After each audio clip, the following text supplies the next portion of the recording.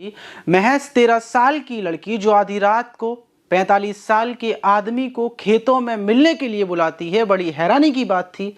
लेकिन जब वो आदमी आता है तो वो उसके साथ वहीं पर संबंध बनाती है। आदमी नशे में धुत था और यही मौका देखकर वो उसकी हत्या कर देती है। पुलिस काफ़ी दिनों तक कातिल को ढूंढती रहती है। पुलिस को ख्याल भी नहीं था कि हत्या करने वाली ये मात्र 13 साल की मासूम सी बच्ची है।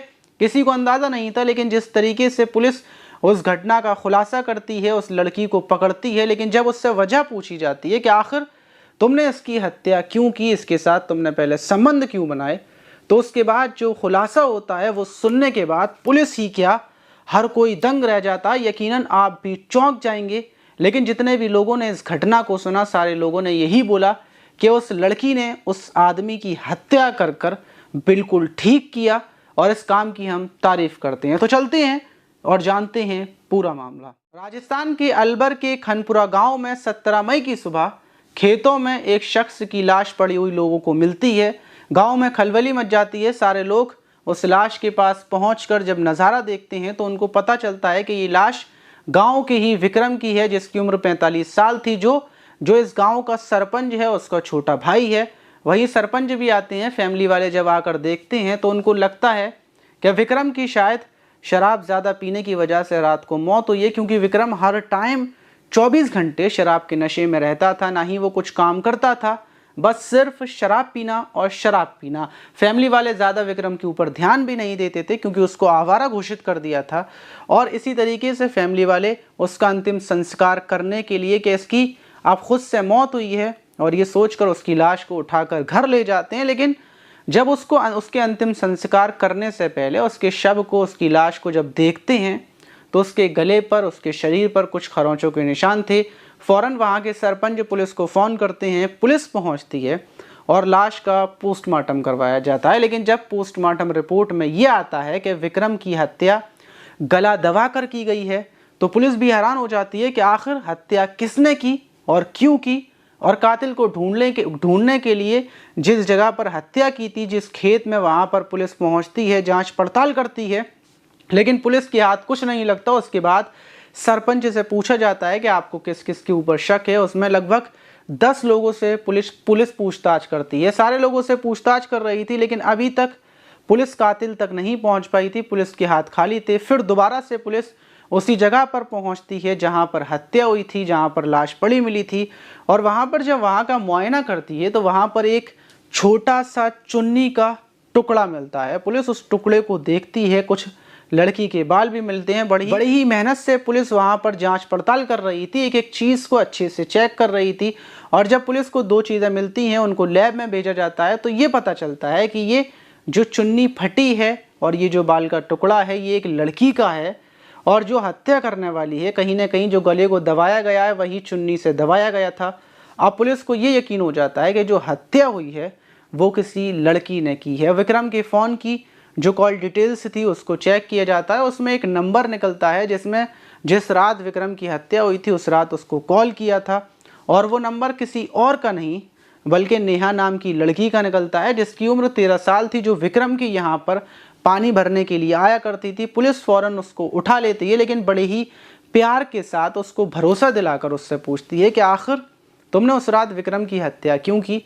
तो वो ज़्यादा बात को घुमाती फिराती नहीं है। वो फ़ौरन अपना गुनाह कबूल कर लेती है। वो बताती है कि हाँ, उसी ने विक्रम की हत्या की है। लेकिन पुलिस उससे ये पूछती है कि तुमने 45 साल के एक आदमी की हत्या कर दी। पुलिस हैरान थी, गांव के लोग हैरान थे और सब यही जानना चाहते थे कि आखिर उसने हत्या की तो क्यों की। जब उससे ये सवाल किया जाता है तो उसकी आंखें भर आती हैं और वो बताती है कि आज से 6 महीने पहले मेरे एक गाँव का युवक है, उससे मेरी प्रेम कहानी चल रही थी। लेकिन 6 महीने पहले जब मैं अपने उस विक्रम के यहाँ पर पानी भरने के लिए जैसे हमेशा जाया करती थी वैसे ही जाती हूँ, तो उसी बीच मैं विक्रम से फ़ोन मांग लेती हूँ अपने प्रेमी को फ़ोन करने के लिए। और जब उसके फ़ोन पर मैं बात कर लेती हूँ तो वो मेरी और मेरे प्रेमी की रिकॉर्डिंग कर लेता है। और वो मुझसे बोलता है कि ये रिकॉर्डिंग मैं तुम्हारे पापा को सुना दूंगा, क्योंकि मैं अपने पापा और भाई के साथ रहती हूँ, मेरी माँ नहीं है।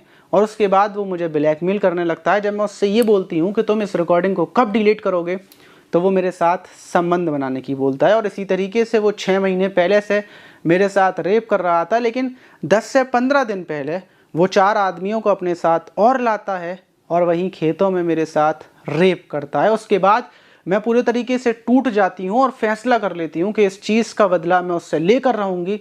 और 17 मई की रात मैंने उसको फ़ोन किया था कि मुझे तुमसे मिलना है। मुझे पता थी कि आज इसने शराब पी है, क्योंकि मैं उसको घर पर देख कर आई थी, वो बोतल लेकर आया था और मुझे यकीन था कि वो शराब के नशे में मुझसे मिलने के लिए आएगा।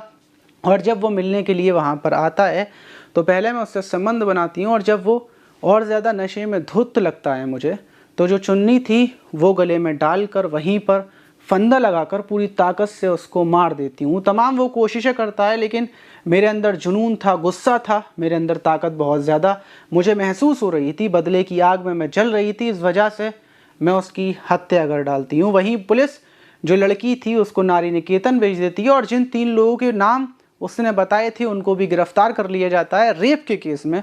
लेकिन जब ये घटना गांव के लोगों को पता चलती है, सोशल मीडिया पर जाती है, तो हर कोई उस लड़की की तारीफ़ कर रहा था कि तुमने बिल्कुल ठीक किया, जो कदम उठाया तुम्हें ऐसा ही करना चाहिए था, और बहुत ज़्यादा तारीफ़ें मिल रही हैं। लेकिन बड़ा सवाल, क्या सच में उस लड़की ने बिल्कुल सही किया या उसको पुलिस के पास जाना चाहिए था? आप इस पर क्या बोलना चाहेंगे? लेकिन अगर वो पुलिस के पास जाती, क्या उसको इंसाफ मिल पाता? पुलिस के ऊपर आपको यकीन है या नहीं यकीन है? और हमारे कमेंट बॉक्स में लोगों ने, काफ़ी ज़्यादा लोगों ने ये सवाल किया है कि आखिर हम कहाँ के रहने वाले हैं, कहाँ से वीडियो बनाते हैं। तो हम यूपी के फ़िरोज़ाबाद के रहने वाले हैं। अगर आप आना चाहते हैं या कभी यहाँ पर आना हो या फिर आगरा आना हो तो आप हमें बताएं, हम आपको आगरा का ताजमहल घुमाएंगे, और जितनी भी जगह पर आप यहाँ पर रहेंगे वो सब हमारी तरफ से। अगर आप हमारे सब्सक्राइबर हैं, फ़िरोज़ाबाद, आगरा या फिर इस इलाके के जितने भी आसपास ज़िलों में आते हैं, तो हमारी तरफ से आपका रहने का, घूमने का सारा सब कुछ हमारी तरफ से। तो आपको वीडियोस हमारी कैसे लगती हैं और आप फ़िरोज़ाबाद या आगरा आए हैं, कमेंट बॉक्स में ज़रूर बताइएगा। मिलते हैं किसी और वीडियो में।